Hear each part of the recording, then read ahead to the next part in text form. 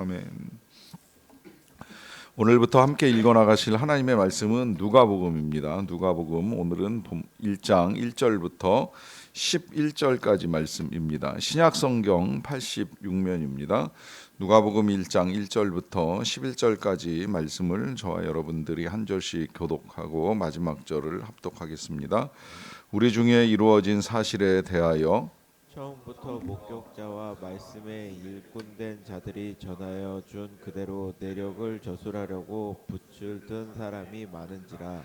그 모든 일을 근원부터 자세히 미루어 살핀 나도 데오빌로 각하에게 차례대로 써 보내는 것이 좋은 줄 알았노니 이는 각하가 알고 있는 바를 더 확실하게 하려 함이로다. 유대왕 헤롯 때에 아비야 반열의 제사장 한 사람이 있었으니 이름은 사가랴요 그의 아내는 아론의 자손이니 이름은 엘리사벳이라. 이 두 사람이 하나님 앞에 의인이니 주의 모든 계명과 규례대로 흠이 없이 행하더라. 엘리사벳이 잉태를 못함으로 그들에게 자식이 없고 두 사람의 나이가 많더라. 마침 사가랴가 그 반열의 차례대로 하나님 앞에서 제사장의 직무를 행할세. 제사장의 전례를 따라 제비를 뽑아 주의 성전에 들어가 분향하고 모든 백성은 그 분향하는 시간에 밖에서 기도하더니 같이 읽습니다. 주의 사자가 그에게 나타나 향단 우편에 선지라. 아멘. 우리의 신앙은 예수님을 믿는 믿음입니다. 이 사실이 아주 중요합니다. 우리는 그냥 단순히 하나님을 믿는 유대인 같은 신앙이 아니라 이 땅에 오신 하나님의 아들 예수님을 믿는 믿음을 가지고 살아가는 사람들입니다. 그런데 이 하나님의 아들이 이 땅에 오셨다는 사실이 상당히 신비한 이야기이지요. 하나님이 계시다는 것도 놀라운 일이지만 이제 그의 아들이 우리와 똑같은 몸을 입고 이 땅에 오셨다는 사실, 오셔서 행하신 모든 일들과 그리고 이제 십자가에 달리셔서 돌아가신 일, 그리고 부활하셨다는 사건까지 이것이 참 신비하기 때문에 아직도 많은 사람들이 정말 그러한가 사실인가 하는 이제 의문을 갖습니다. 그러다 보니까 이제 한때 이 역사적 예수, 정말 예수님이 실존했던 인간인가에 대한 이제 의문을 가지고 연구를 했던 사람들이 있는데요. 그런 의문을 갖는 이유는 도대체 예수님에 관한 이 성경의 이야기가 이제 어디까지가 사실인가 하는 것을 밝히고 싶어 하는 마음 때문입니다. 이 성경이 혹시 조작된 건 아닌가? 또 신화처럼 전해지는 이야기 내지는 이제 전해지는 이야기를 기록한 것이 아닌가? 이제 이런 생각들을 가진 사람들의 접근이라고 할 수가 있겠는데요. 저는 그런 면에서 우리 예수님의 이 스토리가 4개의 복음서, 4명의 저자에 의해서 기록되었다는 사실에 대해서 감사를 합니다. 한때는 역사적으로 이제 이걸 통합하려고 하는 논의도 있었어요. 왜 각기 다른 내용의 복음들을 우리가 읽어야 되는가? 그리고 이 복음서 사이에서도 조금씩 이제 불일치하는 부분들이 있다 보니까 도대체 어떤 게 진짜인가? 이제 이런 의문을 가지고 차라리 이거를 이제 하나로 묶어서 읽으면 어떻겠는가? 뭐 이제 이런 이제 연구도 있었고 논의도 있었고 또 실제로 지금도 뭐 사복음서를 대조해서 연구하는 책도 있고 이것을 이제 연대기 순으로 이렇게 모든 예수님의 사건들을 묶어가지고 이제 기록한 책도 있습니다. 그렇지만 이제 결국 복음서는 4개로 우리에게 남게 되었고요. 저는 이 사실 또한 되게 감사하게 생각을 합니다. 왜냐하면 한 사람의 이야기로 내지는 통합된 이야기로 전달이 되면 이게 오히려 오해를 불러일으킬 가능성이 많은데 이제 4명의 증거자들이 각기 다른 내용으로 또 다른 관점에서 또 서로 조금 이제 일치하지 않는 부분은 있을지라도 뭐 그건 인간이 기록하는 데 있어서 생길 수 있는 일이라고 여겨진다면 각각의 책들이 가지고 있는 특징과 사실들을 통하여서 오히려 우리가 이제 예수님에 대해서 좀 더 깊은 이해를 가지고 예수님을 믿는 것에 많은 유익을 얻을 수 있기 때문이라고 생각을 합니다. 그러하기 때문에 오히려 이제 이 대조와 확인을 통해서 이제 말씀의 사실성을 검증하게 되는데요. 그 중에서도 이제 오늘부터 우리는 이제 누가복음을 읽게 됩니다. 누가복음은 아시겠지만 성경 복음서 중에 가장 분량이 많습니다. 장수는 24장으로 마태복음보다 조금 적긴 하지만 한 장 한 장의 내용이 워낙 길게 기록이 되어 있어서 양으로 따지면 네 복음서 중에 가장 많은 양을 담고 있는데 그만큼 연구한 내용도 많고 기록된 내용도 많고 더 많은 사실을 우리에게 알려줍니다. 더구나 이 복음서를 우리에게 전해준 이 누가가 이 의사라는 직업을 가지고 있었던 과학도이기 때문에 과학도들은 나름대로 사실에 기반한 진리만을 이제 캐고 전하기 위해서 애쓴다는 관점으로 본다고 한다면 이 누가복음을 통해서 기록된 내용을 신뢰하는 것은 그다지 어려운 일은 아니지요. 그는 그래서 시작하면서 1절에 이렇게 시작을 하잖아요. 우리 중에 이루어진 사실에 대하여 이제 많은 이제 기록이 있었다라고 하는 것으로 시작을 합니다. 그만큼 이 전해주는 내용이 사실에 입각하다는 것을 다시 한번 우리에게 알려주고요. 그러면서 2절에 처음부터 목격자와 말씀에 일꾼된 자들이 전하여 준 그대로 내력을 저술하려고 붓을 든 사람이 많다 합니다.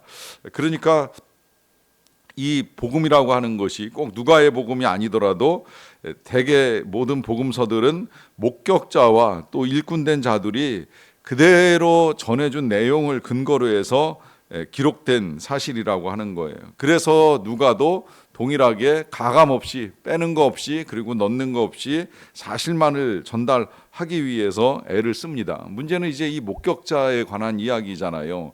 오늘날에도 재판을 하면 여러 증인들을 불러서 많은 증거 자료를 확보한 다음에 이제 이 재판이 진행이 되는데 이 목격자 한두 명이 거짓말을 하게 되면 이제 그것이 큰 오해를 불러올 가능성이 많거든요. 그런 면에서 저는 이 누가가 예수님에 관한 스토리를 정리해 나갈 때 오히려 그래서 더 많은 사람을 찾아다니면서 만나고 듣고 목격의 일치성 여부를 확인하고 난 다음에 이 복음서를 기록하지 아니하였나 하는 생각을 하게 되는 것입니다. 그래서 이제 그런 모든 목격자나 혹은 이제 이 일꾼들이 전해준 내용들을 다 모아가지고 이제 살핀 이 누가가 3절에 이렇게 말해요. 그 모든 일을 근원부터 자세히 미루어 살핀 나도 데오빌로 각하에게 차례대로 써보내는 것이 좋은 줄 알았다라고 합니다. 자, 여기서 이제 누가 자신도 이 모든 내용들을 근원부터 잘 살펴서 자세하게 연구를 했다는 것을 밝히고 있고요. 그러한 내용을 가지고 이제 데오빌로 각하에게 전달을 한다라고 했는데 이 데오빌로 각하가 이름으로는 데우스와 필로스가 합쳐져서 하나님과 이제 사랑이 결합된 단어인데 해석하면 이제 하나님을 사랑하는 자 내지는 하나님께 사랑받는 자라는 이름을 가진 이 각하에게 편지를 보낸다는 거예요. 그걸 이제 차례대로 보낸다는 건 먼저는 복음서를 보내고 이어서 이제 이 사도행전을 쓰겠다라고 하는 계획을 가지고 이 복음서를 이제 썼다고 볼 수가 있겠지요.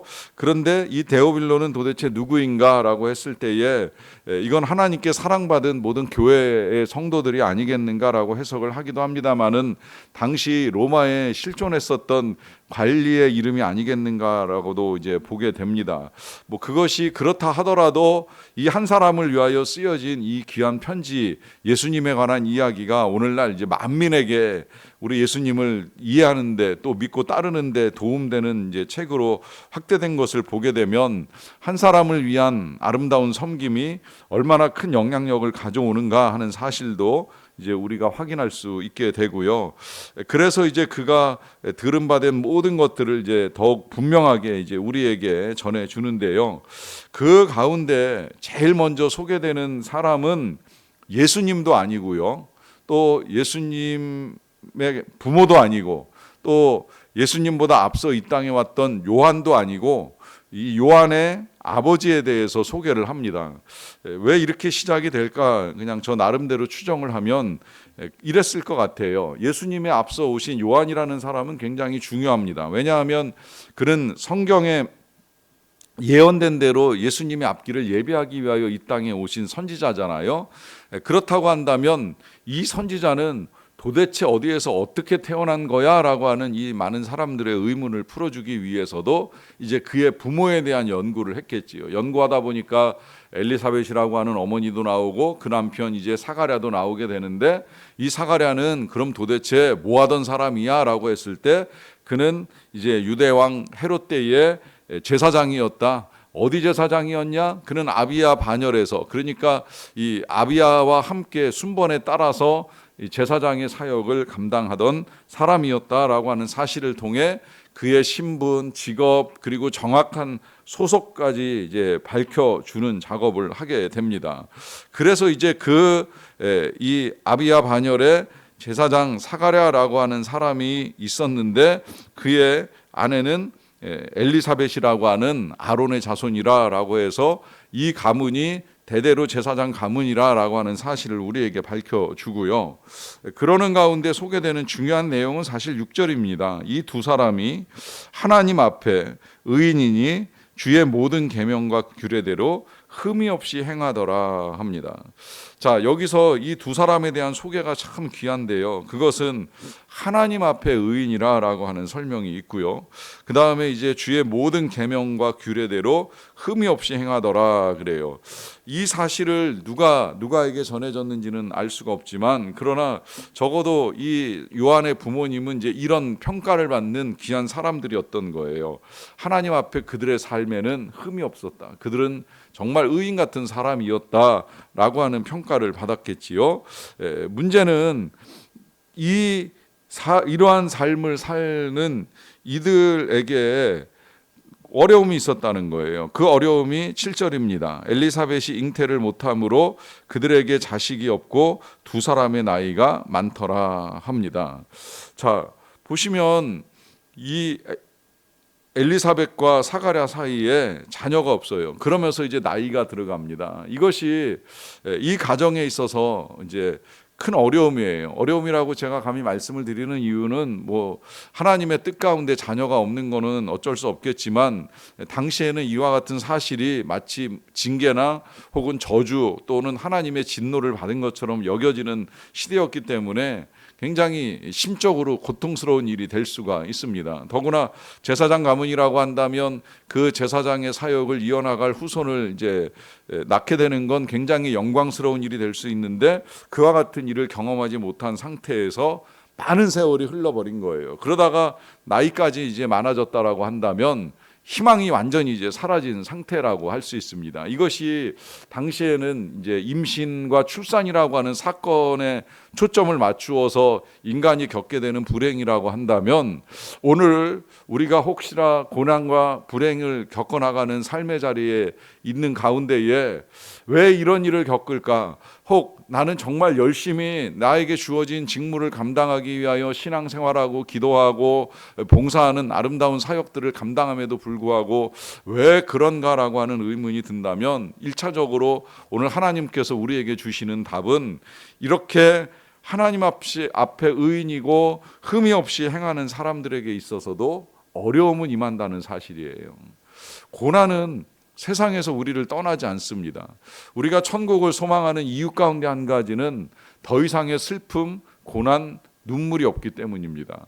하지만 이 땅에 사는 동안 우리가 아무리 신실하게 살고 거룩하게 살고 흠이 없이 살려고 애를 써도 고난은 찾아올 수 있다는 거예요. 그런데 중요한 건 그런 고난 중에 어떤 태도를 취하느냐? 오늘 이미 이 가정이 보여주는 태도는 하나님 앞에 서는 것이고 흠이 없이 살기 위해서 애를 쓰는 것이고, 그 고난 중에도 특별히 이 제사장 사가랴는 자신에게 주어진 직무를 감당하고 있었다는 거예요. 내 삶이 비록 힘들고 어려울지라도 하나님 앞에 나아가는 일, 하나님을 섬기는 일, 하나님께서 주신 직무를 감당하는 데 있어서는 지금 나에게 처한 현실이 중요한 것이 아니라 주신 직분에 대한 감사와 영광을 알고 그것을 행해 나가기 위하여 오늘도 최선을 다하며 그 직무를 감당하고 있었다는 사실입니다. 그래서 이제 전례에 따라 그가 성전에 들어가서 분향하고 또 사람들은 밖에서 기도하는 동안에 그때 이제 놀라운 일이 일어나지요. 그 일이 11절에 일어난 사건인데요. 주의 사자가 그에게 나타나 향단 우편에 서서 이제 그에게 뭔가 말씀하실 준비를 하게 됩니다. 자, 여기 이제 오늘까지 읽은 본문 안에서 지금 이 사가랴가 지금까지 경험하지 못한 놀라운 일을 경험합니다. 그것은 주의 사자를 만나는 일이에요. 이건 뭐 우리도 다 한 번쯤은 기대할 만한 일이고 이런 경험 참 귀한 경험 아니겠습니까? 근데 이 경험의 자리가 바로 그가 묵묵히 들어가서 섬기던 자리에서 일어나는 놀라운 사건이라고 하는 것이죠. 그리고 그와 같은 사건이 일어나기 전에 이 사가랴나 엘리사벳은 오랜 세월 동안 한결같은 믿음으로 기도하며 기다리는 나날들이 있었다는 거예요. 그러는 가운데 이제 이 가정 안에 하나님이 사자를 통해서 나타나시고 말씀하시는 놀라운 일이 시작이 되는 것입니다. 여러분, 하나님을 믿는 가운데 어떤 일이 있더라도 다시 오늘 이 본문을 보시면서 우리가 어떤 태도를 취하여야 하는가라고 하는 사실 좀 더 확인하고 가셨으면 좋겠습니다. 그것은 하나님을 믿는 믿음을 가지고 살아가는 우리의 삶에도 이들이 겪는 것과 같은 흉년 또 고난 불행은 있을 수 있다는 거예요. 하지만 그것 때문에 나의 믿음이 흔들리는 인생이 아니라 그러한 일들 속에서도 믿음을 지켜나가는 우리의 삶이 필요합니다. 그러는 가운데 이제 우리 하나님께서 우리에게 열어주시는 또 새로운 일들, 놀라운 일들을 얼마든지 경험할 수 있기 때문입니다. 그러하기에 오늘도 하나님을 섬기고 기도하는 여러분들의 삶에 하나님이 주시는 놀라운 일들이 이루어질 수 있게 되기를 주님의 이름으로 간절히 축원합니다. 기도하겠습니다. 하나님 아버지 감사합니다. 오늘도 우리는 이 추위 속에서 새벽을 깨우며 주님 전에 이르렀습니다. 많이 추워졌지만 우리가 한결같이 주님 전에 나아오고 말씀을 듣고 또 기도하며 하루를 시작하게 하여 주신 것을 감사드리옵나이다. 아버지 하나님, 특별히 오늘 누가복음을 열어가면서 이 사실을 전해주기 위하여 애썼던 한 사람의 수고도 보고 또 이 귀한 예수님의 사건이 시작되기에 앞서서 한 가정 안에 있었던 아름다운 신앙의 모습을 보게 하여 주시는 것을 감사드리옵나이다. 사가랴와 엘리사벳이 하나님 앞에 늘 흠이 없이 서기 위하여 애를 써왔던 것처럼 우리도 그러한 삶을 살아가기를 원합니다. 신실하게, 진실하게, 그리고 경건하게 우리의 삶을 이루어가는 과정 속에서 우리에게 은혜를 베푸시는 하나님의 놀라운 일들을 경험하며 나아갈 수 있게 되기를 간절히 원합니다. 행여 우리의 삶이 부족할지라도 연약할지라도 하나님의 사랑은 크시기에 이러한 우리들에게 임하시는 하나님의 은혜를 기대합니다. 하나님, 계속해서 우리가 이 귀한 믿음을 잘 지켜나가게 도와주시고 인내하며 기도하는 가운데에 우리에게 베풀어 주시는 하나님의 놀라운 역사를 보게 하여 주시옵소서.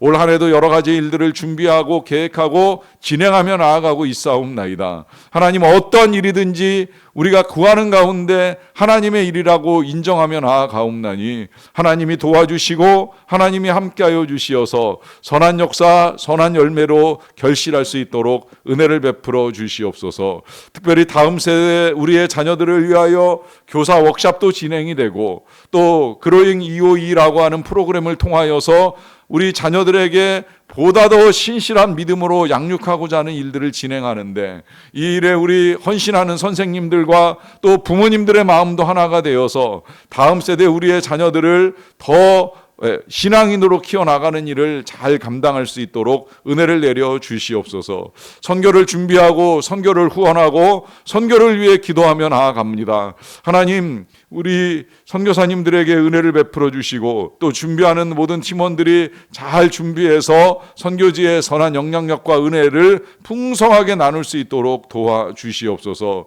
우리 나라가 새로워지기를 원합니다. 정말 정치가들이 나라를 위한 선한 선택과 바른 결정들 이루어 갈 수 있도록 도와주시고 참으로 춥고 어려운 이 시기에 민생을 외면하지 않도록 더 중요한 문제를 해결하기 위하여 힘쓰는 자들이 되도록 각성시켜 주시기를 간절히 원합니다. 우리의 모든 일들을 통해 우리를 다스리시는 하나님의 이름만이 높임 받으시기를 원하옵고 예수님의 이름으로 기도하옵나이다. 아멘.